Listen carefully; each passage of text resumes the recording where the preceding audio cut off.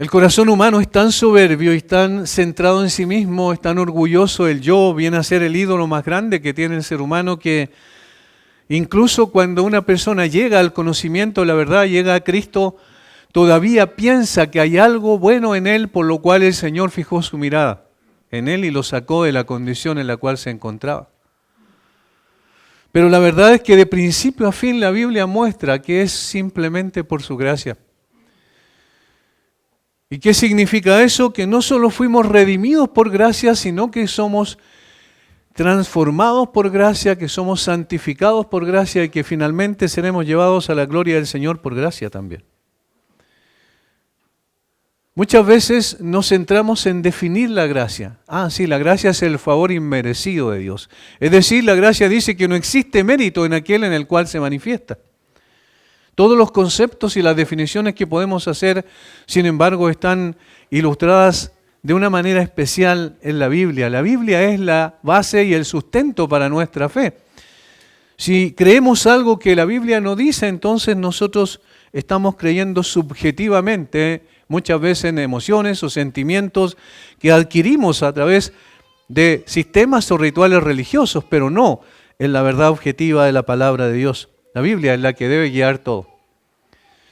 Y sin duda, en el Antiguo Testamento, lo que nos cuenta es una historia de la relación de Dios con un pueblo en particular. Un pueblo que Él escogió soberanamente conforme a su voluntad. Un pueblo que el Señor apartó también para sí. Un pueblo que tenía el propósito de poder glorificar y honrar el nombre de Dios, porque ese es el propósito y la razón por la cual venimos a esta tierra. No para cumplir nuestros propósitos, nuestros objetivos particulares, no para ser exitosos y personas importantes a la vista de los hombres, sino para honrar y glorificar a nuestro Creador, que al mismo tiempo es nuestro Salvador. Y esta relación de Dios con este pueblo en el Antiguo Testamento está marcada por esa misma verdad, por la gracia. Deuteronomio dice que Israel no fue escogido porque eran el mejor pueblo, el más grande, el más importante, sino simplemente por gracia. Capítulo 7 de Deuteronomio, versículo 6. Porque tú eres un pueblo santo para Jehová tu Dios te ha escogido para hacerle un pueblo especial más que todos los pueblos que están sobre la tierra. Y aquí dice la razón negativamente. No por ser vosotros más que todos los pueblos os ha querido Jehová y os ha escogido, pues vosotros erais el más insignificante de todos los pueblos, sino por cuanto Jehová os amó.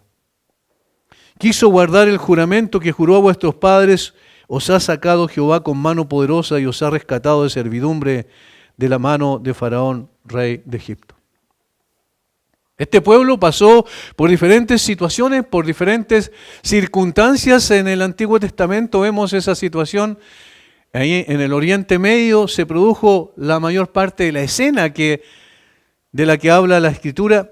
Y en ese lugar, entonces, Israel pasó de ser una familia, la familia de Israel precisamente, o Jacob, también como el Señor cambió el nombre de Jacob a Israel, a este personaje, a este patriarca en el Antiguo Testamento, pasó finalmente a ser un pueblo después de 430 años en que estuvo en Egipto.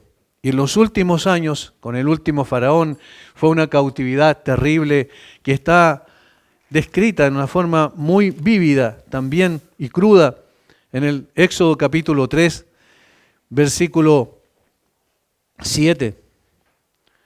Dijo Jehová, bien he visto la aflicción de mi pueblo que está en Egipto y he oído su clamor a causa de sus exactores, pues he conocido sus angustias.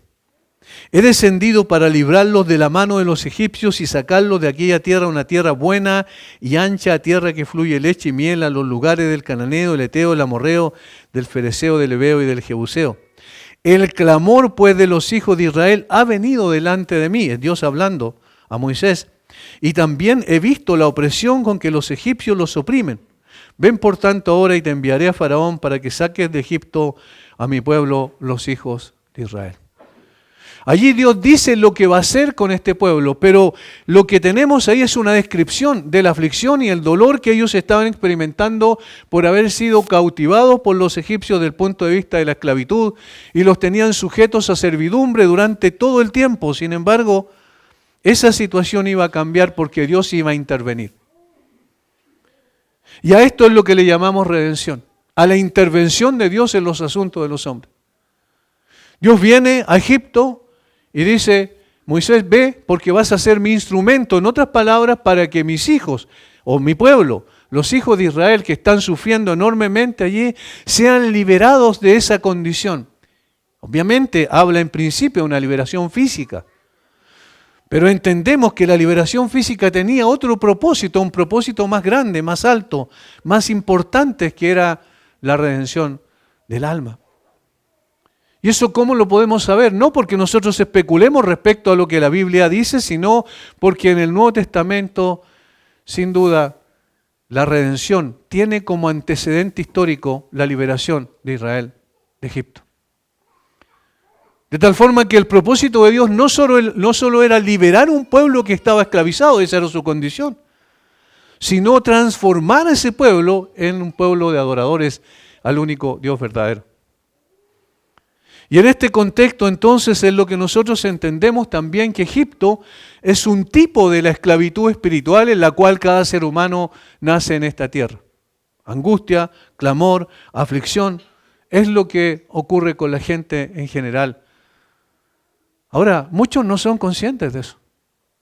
Sin embargo, el aumento de enfermedades de tipo de la mente, digamos, de las enfermedades complejas esas de las emociones, de los sentimientos, de la profundidad del corazón humano, donde la persona es afligida y no sabe cómo salir de esa situación, las depresiones terribles que vienen al corazón del hombre, es un indicio, es un síntoma de que hay un problema básico en el corazón de las personas porque está bajo la opresión del pecado, que lo asedia, que lo esclaviza, que distorsiona su manera de pensar, que distorsiona también sus emociones y distorsiona su voluntad. El pecado es algo terrible.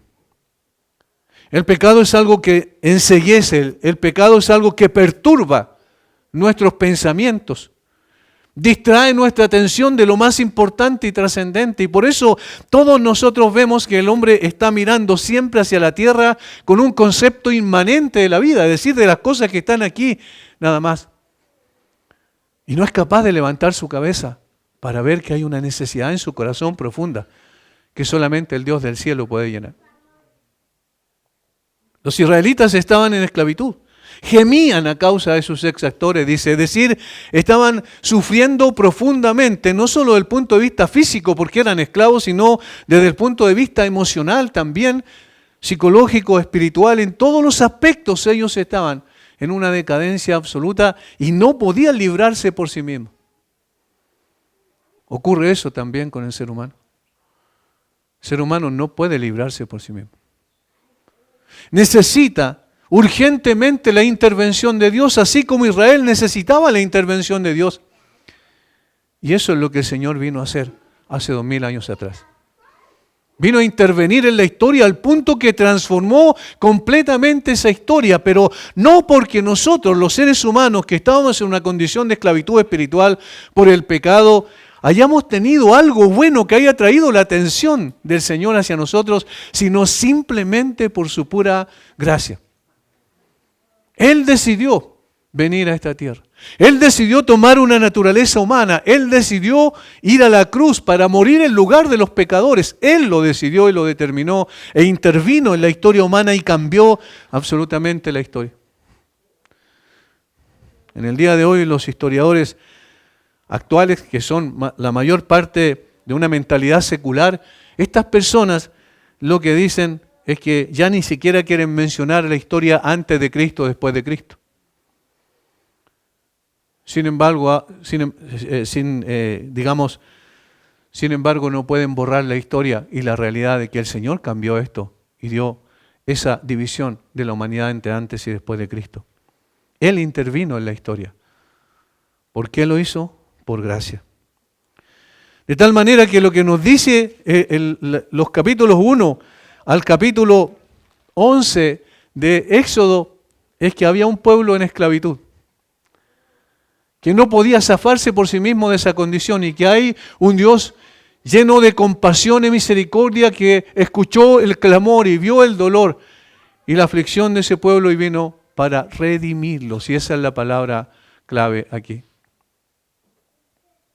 Tenemos a un pueblo que es redimido. ¿Cómo? Otra vez por un plan que Dios estableció. Capítulo 12 de Éxodo. Luego vamos a llegar al 14. Solo quiero hablarle de dónde viene este pueblo, de una condición de esclavitud. ¿A dónde lo lleva el Señor? A una condición de libertad, tal como cantábamos en las canciones que recién elevamos al Señor. Capítulo 12 de Éxodo. Habló Jehová a Moisés y a Aarón en la tierra de Egipto, diciendo, este mes os será principio de los meses, para vosotros será este el primero en los meses del año. Estoy leyendo el versículo 1 del capítulo 12 de Éxodo. Hablad a toda la congregación de Israel, diciendo, en el 10 de este mes, tómese cada uno un cordero según la familia de los padres, un cordero por familia. Mas si la familia fuere tan pequeña que no baste para comer el cordero, entonces él y su vecino inmediato a su casa tomarán uno según el número de las personas, conforme al comer de cada hombre, haréis la cuenta sobre el cordero. El animal será sin defecto, macho de un año, lo tomaréis de las ovejas o de las cabras, y lo guardaréis hasta el día 14 de este mes, y lo inmolará toda la congregación del pueblo de Israel entre las 2 tardes. Y tomarán la sangre y la pondrán en los postes y en el dintel de las casas en que lo han de comer. El plan es de Dios. No se le ocurrió esto a los israelitas. Dios le dijo lo que tenían que hacer en el contexto de la última plaga que iba a ser la muerte de los primogénitos en Egipto por causa de que Faraón se oponía a dejar ir a Israel. Y aquella noche comerán la carne asada al fuego y panes sin levadura, con hierbas amargas lo comerán. Ninguna cosa comeréis de él cruda ni cocida en agua, sino asada al fuego, su cabeza con sus pies y sus entrañas. Versículo 12.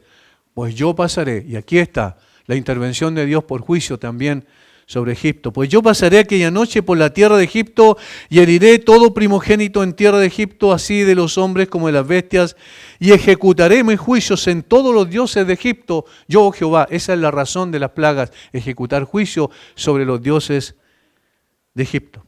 Obviamente, dioses de la imaginación.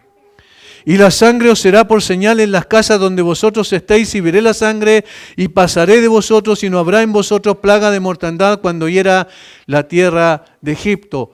Y esto es el antecedente de la redención. Un cordero que es apartado para ser sacrificado, un cordero cuya sangre debe estar en los dinteles o en los postes principales de las puertas ese día, esa noche en Israel, en realidad, para que cuando Dios viniera a través de su ángel que venía a ejecutar juicio, entonces donde viera la sangre pasara por alto, y esa es la palabra en hebreo que nosotros conocemos como Pascua. Pasar por alto, dar un salto. ¿Por qué? Porque se entendía a través de esa sangre que ya había habido muerte en ese lugar y Dios no iba a volver a ejecutar juicio cuando ya la muerte había sido una realidad. Eso es lo que pasó muchos años después. 1450 años aproximadamente, 1500 años después pasó eso precisamente, pero no fue un cordero el que murió, sino fue el Dios Todopoderoso, el Hijo de Dios, el Señor Jesucristo. Y murió en esa cruz, ¿para qué? Para que cada persona que esté en Cristo, Dios no ejecute juicio sobre él. Porque Él ya pagó por aquello que merecíamos, que era el juicio y la condenación. De esa manera, entonces, este es un pueblo redimido a través del plan de Dios, a través de la intervención de Dios, a través del Cordero que muere en lugar del hombre culpable y a través del Hijo de Dios que muere en lugar de nosotros, los culpables. Y redime un pueblo para sí. Es decir, paga un precio, lo saca de esa condición y entonces ahí nos encontramos ya fuera de Egipto, pero todavía en los márgenes de su territorio en el capítulo 14 de Éxodo. Y aquí vemos que El mismo pueblo que fue redimido, que fue liberado de la esclavitud del pecado de Egipto, ¿cierto? De la condición de esclavitud, es ese mismo pueblo que es probado por Dios. Y esto es singular en el capítulo 14, versículos 1 y 2. Hay algo que no suena correcto. Hay algo que es extraño, que parece incompatible con lo que nosotros podríamos decir. Nosotros haríamos esto, pero no lo que hizo precisamente Dios. Noten que Dios es el que conduce todo. Eso lo tenemos ya en el versículo 21 del capítulo 13.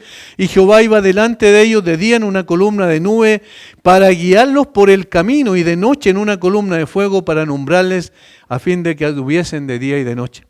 Nunca se apartó delante del pueblo la columna de nube de día, ni de noche la columna de fuego. Habló Jehová a Moisés diciendo, Dios interviene otra vez. Dios le dice cuál es el camino que tienen que seguir. Di a los hijos de Israel que den la vuelta y acampen delante de Piairot, entre Migdol y el mar, hacia Baal-Zephón, delante de él acamparé junto al mar. Parecen extraños los nombres, ¿cierto? Y no tienen mayor importancia y trascendencia. Solo explicar que los israelitas estaban en un lugar donde podían fácilmente tomar una especie de curva en el camino y llegar inmediatamente a Canaán, la tierra prometida. Que era el propósito. Los sacaré de aquí para introducirlos allá. Eso es lo que Dios siempre dijo. Los sacaré de la esclavitud de Egipto para introducirlos en la tierra que fluye leche y miel. La tierra de la libertad. En 3 jornadas de camino ya podían estar en Canaán, en la tierra prometida. Pero el Señor hizo un cambio sustancial aquí en el camino. En lugar de guiarlos hacia el noreste, los guió hacia el sureste. Y en este sentido, lo que el Señor hizo fue algo que, como dije, para nosotros es incomprensible, porque los caminos del Señor no son nuestros caminos, porque sus caminos son más altos que nuestros caminos y sus pensamientos más que nuestros pensamientos. Y el Señor guía al pueblo a la prueba. Este mismo pueblo que fue redimido, este mismo pueblo es probado inmediatamente que salió de Egipto. Versículo 3. Porque Faraón dirá de los hijos de Israel, encerrados están en la tierra. El desierto los ha encerrado. Es interesante que en el original hebreo la palabra primera, encerrados, es diferente a la segunda, encerrado. La primera tiene que ver con un asunto de la mente, es decir, tiene que ver con el hecho de que las personas estarían confundidas, no entendiendo por qué razón iban por un camino tan peligroso como ese, porque lo que ocurrió es que el Señor los estaba literalmente encerrando entre dos cadenas montañosas. Por un lado, al norte, una cadena montañosa, al sur, otra cadena montañosa. Delante de ellos tenían el Mar Rojo y detrás de ellos era la única salida. Pero ¿cuál es el problema? Que el Señor iba a endurecer el corazón de Faraón para que los persiguiese. ¿De dónde los perseguía? Evidentemente del oeste, de tal forma que en el norte no podían escapar, al sur no podían escapar, hacia adelante, hacia el este no podían escapar porque estaba el Mar Rojo, hacia atrás no podían escapar porque vendían los egipcios a recapturarlos. De tal forma que esto iba a producir una confusión en la mente de las personas. ¿Pero cómo? ¿Por qué estamos encerrados? Y más adelante se va a ver eso en los versículos 11 y 12. ¿Por qué estamos encerrados en este lugar? ¿Por qué llegamos aquí? Cuando nosotros podríamos habernos ido hacia el noreste y hubiésemos llegado inmediatamente a la tierra que fluye leche y miel. Hermanos, el Señor tiene sus razones por las cuales cambió el curso, el camino, la dirección. No entendemos nosotros también porque los caminos del Señor son inescrutables para nosotros. Somos simplemente seres humanos, personas comunes y corrientes, que por su gracia hemos sido redimidos. El Espíritu Santo aplicó el Evangelio a nuestro corazón y llegamos a entender nuestra necesidad. Fueron abiertos nuestros ojos y vimos a Cristo en su verdadera dimensión. Llegamos a sus pies en arrepentimiento y fe, pero no sabemos cómo conducirnos en el desierto de este mundo. No sabemos. Estamos turbados muchas veces y muy probablemente en muchas ocasiones queremos hacer nuestra voluntad. Deseamos guiarnos de acuerdo a nuestros propios sentidos. Queremos alcanzar nuestros propios objetivos y decimos, ese es el camino, pero Dios dice, no, ese no es el camino. Y cambia el curso de nuestro caminar. Ahora, si nosotros podríamos decir, pero el Señor entonces le va a dar un camino más fácil al pueblo para que alcance el objetivo de llegar a la tierra prometida, podríamos conjeturar eso, pero no, el Señor le da el camino más difícil. ¿Lo notan?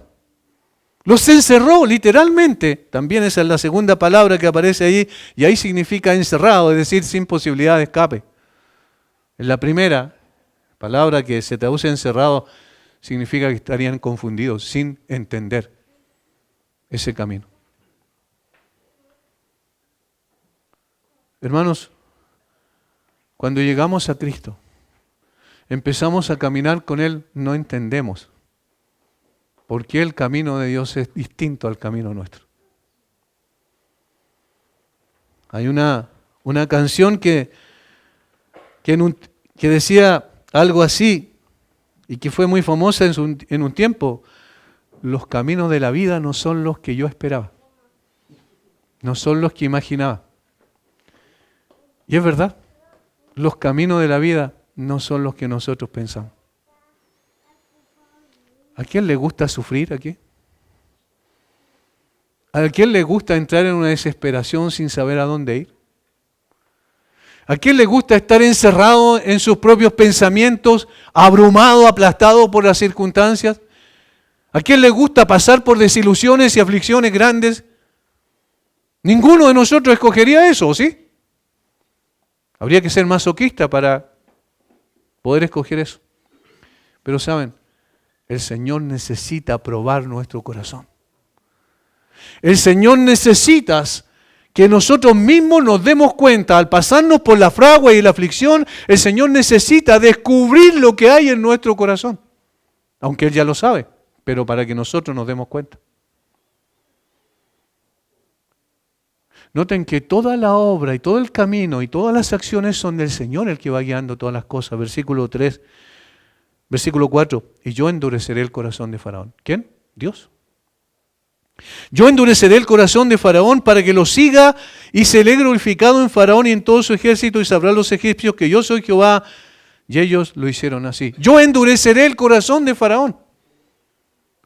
Es decir, yo mandaré a los enemigos de ustedes atrás para que los siga. Y ustedes van a estar completamente encerrados sin posibilidad de zafarse de esa condición. Recuerden, la redención no puede ser posible por mérito humano. Es solo por la intervención de gracia de Dios. El camino hacia la gloria es solamente por la intervención de la gracia de Dios. Pero para que esa gracia sea evidente, entonces nos tiene que dejar encerrados sin capacidad de poder saber cómo seguir adelante a no ser de que Él intervenga. Y eso es lo que pasa aquí. Y fue dado aviso al rey de Egipto que el pueblo huía y el corazón de Faraón y de sus siervos se volvió contra el pueblo y dijeron, ¿cómo hemos hecho esto de haber dejado ir a Israel para que no nos sirva? Y unció su carro y tomó consigo su pueblo y tomó 600 carros escogidos y todos los carros de Egipto y los capitanes sobre ellos.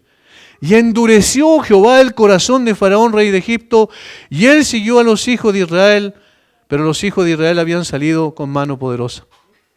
Siguiéndolos pues los egipcios con toda la caballería y carros de Faraón, su gente a caballo y todo su ejército, los alcanzaron acampados junto al mar, al lado de Piahirot, delante de Baal-Zephón. ¿Dónde los encontraron? Donde Dios los había puesto. En el camino en el cual Dios los había conducido.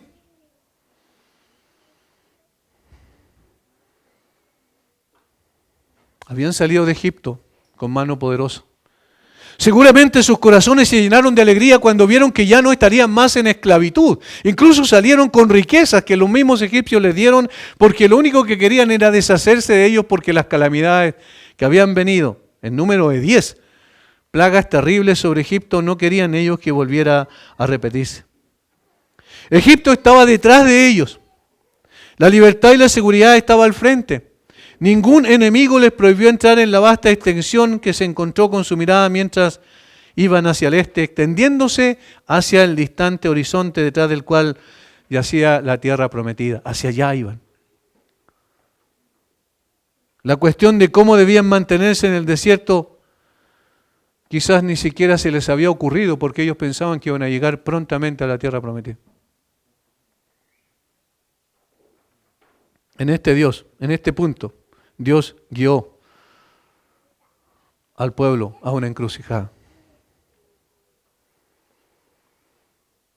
El juicio debe haber sido doloroso para aquellos que tenían el conocimiento de las localidades. Es decir, para aquellos que decían, bueno, pero hay un camino distinto, hay un camino cercano, hay un camino seguro donde podemos alcanzar la tierra prometida de inmediato. Era oscuro e inescrutable ese camino que Dios les dio. ¿Qué pretendía Dios? Esa es una buena pregunta. ¿Qué pretende Dios al hacer eso? ¿Cómo se podría llegar a Canaán si están dando vuelta? En lugar de ir a Canaán, están yendo hacia el otro lado contrario. ¿A dónde lo llevaba Dios? ¿No nos hemos preguntado nunca eso? ¿A dónde nos lleva el Señor? ¿Por qué este camino de aflicción? ¿Por qué este dolor tan grande que no puedo soportar? ¿Por qué mis sentimientos y emociones me aplastan? ¿Por qué me ocurren estas cosas que jamás pasaron por mi mente que me iban a ocurrir? ¿Por qué estoy sufriendo? ¿A dónde me lleva Dios? Debe haber sido desconcertante. ¿Cuál no debe haber sido el sentimiento universal cuando parecía que el monarca, informado de su movimiento, había comenzado a perseguirle? ¿Acaso no fueron abandonados por Dios? Y eso es lo que pensaron inmediatamente, versículos 11 y 12. Fuimos abandonados por Dios y Moisés, tú nos sacaste de Egipto para matarnos en esta tierra. ¿Por qué no nos dejaste allí? Mejor hubiésemos estado en Egipto. Hermanos, ¿no les ha pasado esto en un momento de sus vidas cuando han mirado hacia atrás sinceramente delante del Señor y hemos dicho, Señor, antes no tenía este sufrimiento? Parecía que mi vida era mejor antes. ¿Por qué me llevas por este camino de aflicción? Porque no había tumbas en Egipto que nos hubiera llevado a morir en el desierto. ¿Por qué nos has tratado así, Moisés? De la misma manera, el pueblo de Dios ha de enfrentar diversas pruebas en el camino de la libertad. La gracia de Dios que los salvó ha de magnificarse en el camino a la Canaán celestial. Es decir, la misma gracia que los redimió es la misma gracia que nos llevará a tener la victoria en medio de la aflicción y el sufrimiento. Pero es necesario pasar por la aflicción y el sufrimiento. ¿Saben lo que espera la gente cuando viene a la iglesia normalmente? Que se les diga que no va a haber ningún problema. Todo va a ser bueno, no te preocupes. De aquí en adelante, si te entregas a Cristo, entonces tu vida va a ser de color de rosa. Y la Biblia no dice eso. Hermanos, ni en el Antiguo ni en el Nuevo Testamento. De hecho, el Señor Jesucristo en una ocasión lo seguía una gran multitud de personas, se volvió y les dijo, si alguno quiere venir a mí, debe tomar su cruz cada día y seguirme. Le dijo más, si alguno no aborrece padre, madre, mujer, hijo, hermanas, hermanos y aún su propia vida, no puede ser mi discípulo. Es un camino duro, difícil. Dijo, el que pierde su vida por causa de mí, ese la ganará. Es decir, en el camino del Señor hay una diferencia notable entre lo que nosotros queremos y lo que realmente sucede. El Señor muestra un camino difícil.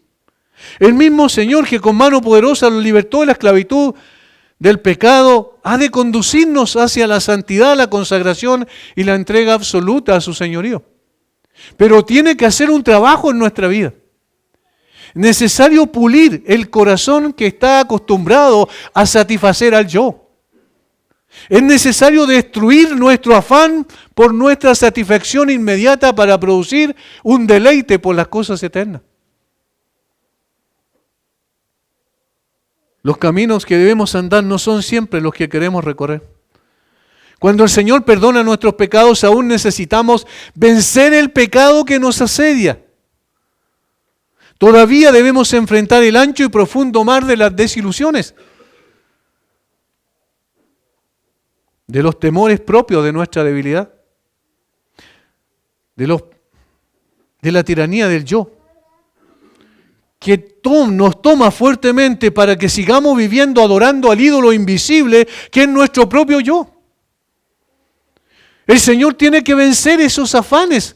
Recuerden que no lo sacó físicamente solo a Israel, sino quiso transformar su corazón. ¿Qué significa eso?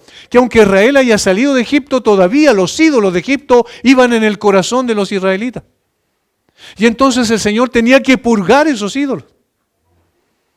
Y para eso tiene que pasarlo por la fragua de la aflicción y el dolor. Eso dice la Biblia, ¿verdad? Sabiendo que la prueba de vuestra fe produce paciencia.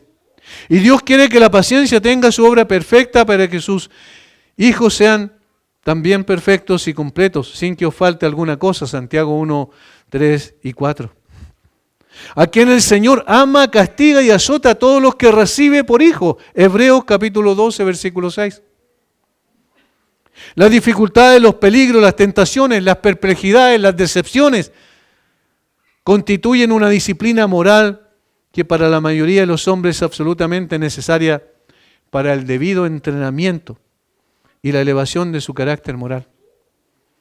Es necesario que el Señor pula aquellas cosas que no están bien en nosotros, hermanos, y eso lo hace también por gracia. Y alguien puede decir, ¿dónde está la gracia ahí? La gracia es precisamente el propósito que Él quiere lograr con nosotros. Y el Señor no nos lleva por la aflicción para aplastarnos y dejarnos allí, sino para transformarnos. Y por eso entonces, este es el propósito que hay detrás de la prueba. A los mismos que redimió, es a los mismos que prueba, para que podamos ser transformados. Hermanos, el proceso es un proceso que el Señor va a completar y va a perfeccionar. El que comenzó en vosotros la buena obra, la perfeccionará hasta el día de Jesucristo. El Señor va a perfeccionar su obra, así como el alfarero que comienza a dar forma a la arcilla, al barro, que da vuelta y gira la rueda hasta conformar lo que Él tiene en su cabeza diseñado. Tiene que sacar muchas piedras que están allí en el barro, muchas asperezas, tiene que pulir todo eso. Y finalmente, después de que tiene conformada la imagen que tiene en su cabeza que quiere producir en el barro, ¿qué es lo que ocurre? Lo coloca en un horno, ¿no? Lo coloca en un horno para que se endurezca y para que pueda entonces cumplir el propósito para el cual fue creado. Y eso es lo que el Señor hace con nosotros. Nos coloca también en el horno. Mediante esas pruebas, la escoria se elimina, queda la pureza. Su amor a Dios y su confianza en Dios son probados y al ser probados se fortalece. La tribulación o la aflicción, dijo Pablo, produce paciencia y la paciencia prueba y la prueba esperanza y la esperanza no avergüenza. Romanos 5, 3 al 5. El hombre que es perfecto en cada buena palabra y trabajo ha pasado en casi todos los casos a través de un horno de aflicción para alcanzar ese grado de pureza, para ser un instrumento en las manos del Señor. Hermano, todo ese proceso es por pura gracia. No lo producimos nosotros, no lo producimos nosotros los pastores, que también luchamos con nuestro propio corazón. No lo producen las personas que están en el liderazgo de una iglesia, cualquiera que sea. No lo produce una institución. No lo produce una organización humana. Nadie, solamente el Señor, por su gracia. Solamente el Señor, por su gracia, que envía su Espíritu para pulir nuestra vida. Y entonces es necesario que estemos en esta situación, cuando a veces nuestro corazón se derrite como se derrite el hielo al colocarlo al fuego. Así pasa con nosotros. Y nos vemos abajo y nos vemos sin fuerza, sin capacidad de seguir. Pero el Señor interviene. Otra vez, en medio de esas circunstancias. Versículo 13 del capítulo 14, y Moisés dijo al pueblo: no temáis, estad firmes, y ved la salvación que Jehová hará hoy con vosotros, porque los egipcios que hoy habéis visto, nunca más para siempre los veréis.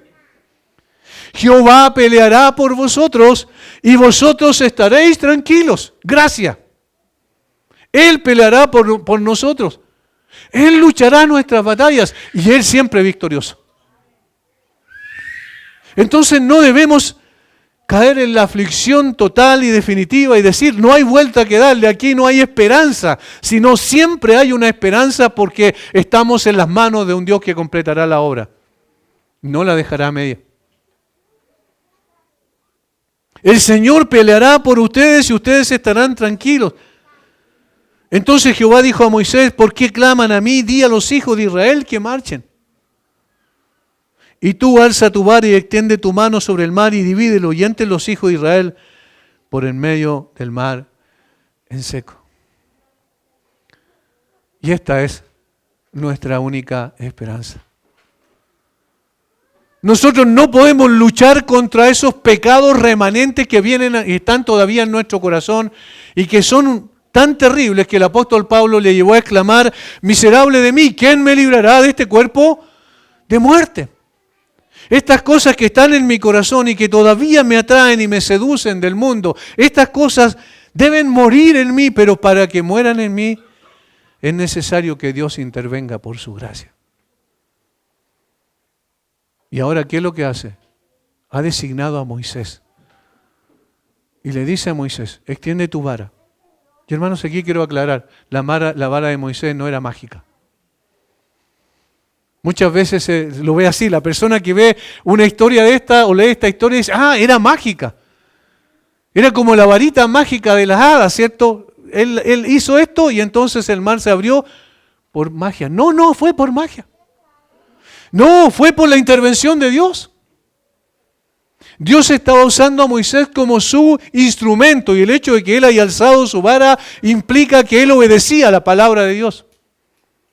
Y en la obediencia a la palabra de Dios es donde está la clave. Ahora, nosotros no tenemos a Moisés, pero tenemos a alguien mejor que Moisés: Jesucristo. Y Él no tiene una vara para abrir el mar y darnos lugar para que podamos pasar por sobre las aflicciones, por sobre las situaciones dolorosas, por sobre los obstáculos, por sobre los enemigos que nos asedian en nuestra mente y corazón, que son los pecados remanentes, sino que tiene una cruz. Ya ha levantado esa cruz. Y fue levantado en esa cruz precisamente ¿para qué? Para que tú y yo tengamos esperanza eterna. Para que tú y yo sepamos que el Señor no solo redime, no solo prueba, no solo transforma, sino también glorifica. Para que puedas colocar tu mirada solo en Jesucristo. En ninguno de nosotros, los seres humanos aquí en esta tierra, ni por mucha expertise que parezcamos tener en la palabra de Dios. La vista de cada uno de ustedes debe estar en esa cruz. La vista de cada uno de ustedes debe estar en aquel que fue levantado en esa cruz y que pagó por sus pecados. Moisés alzó su vara y el mar, como dice más adelante, se abrió de par en par y le dio un camino para que Israel pasara. Y para que posteriormente se volviera otra vez sobre sus enemigos, los egipcios que los perseguían. Jesucristo fue levantado en un montículo en las afueras de Jerusalén, para que todo aquel que lo mira a Él pueda tener vida eterna. Pueda tener vida eterna. Es la obra del Dios Todopoderoso, y el Señor Jesucristo abre un camino para que todo aquel que cree en Él ande por ese camino con toda la certeza de que no va a ser abrumado, sino que va a pasar por allí y va a tener la libertad, la verdadera libertad que cantábamos hace un rato atrás. Ya no tendrá cadenas espirituales. ¿Sufrirá en el proceso, en ese caminar? Por supuesto que sufrirá, pero al mirar a la cruz vendrá su consuelo nuevamente. Porque allí no solo el Señor le dio libertad, sino que aplastó a sus enemigos, los exhibió públicamente, triunfando sobre ellos en la cruz, dice Pablo a los Colosenses en el capítulo 2. Los exhibió en un desfile triunfal, los llevó, como llevaban los emperadores romanos victoriosos, a todos aquellos que habían conquistado amarrados detrás de ellos, mientras ellos iban en un caballo blanco triunfante y recibían los vítores de la multitud. Así el Señor exhibió públicamente a los principados y potestades, los exhibió públicamente y los avergonzó, así como avergonzó a los egipcios en el Mar Rojo. El mismo instrumento que fue de salvación para los israelitas fue de condenación para sus enemigos. Y hermanos, no sé cuál es tu enemigo, no sé con qué estás luchando más, pero cualquier enemigo que se presente no tiene la capacidad ni el poder ante el Dios Todopoderoso, ante Jesucristo nuestro Señor.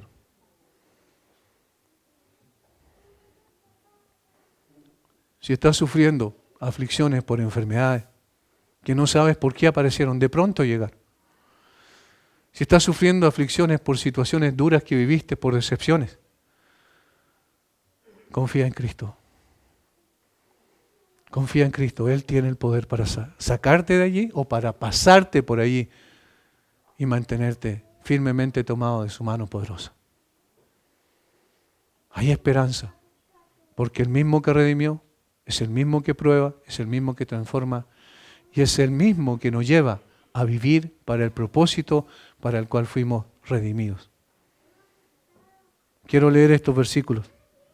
Versículo 4 nuevamente. Yo endureceré el corazón de Faraón para que lo siga y seré glorificado en Faraón y en todo su ejército. Seré glorificado en Faraón y en todo su ejército y sabrán los egipcios que yo soy Jehová. Versículo 17. Y aquí yo endureceré el corazón de los egipcios para que lo sigan y yo me glorificaré en Faraón y en todo su ejército y en sus carros de caballería. Yo me glorificaré. ¿Por qué? Porque ese es el propósito por el cual Dios obra la redención. Por gracia hemos sido redimidos, por gracia somos probados, por gracia somos transformados y por gracia nos transformamos también en esa transformación y ese proceso en personas que ya no viven para sí, sino para aquel que murió y resucitó por ellos. Padre, gracias por este tiempo. Gracias, Señor, porque la historia en el Antiguo Testamento no es solo historia, sino que tiene que ver con nosotros y con las aplicaciones que tu palabra hace, Señor, en esta iglesia, en cada una de las iglesias donde Cristo es glorificado y exaltado. El propósito es ese, precisamente, el mismo que tenías para con Faraón y para con los israelitas, que tú fuese glorificado. Señor, muchas gracias, porque nada hay en nosotros que pueda haber llamado tu atención para que intervinieras en esta tierra. Intervienes simplemente por gracia. Muchas gracias, Señor, porque por este tiempo que apartamos para ti, precisamente para reconocer aquello, es solo por tu gracia. Y queremos que tu nombre sea exaltado en esta hora, y nada más que tu nombre. Oramos en el nombre de Jesús. Amén.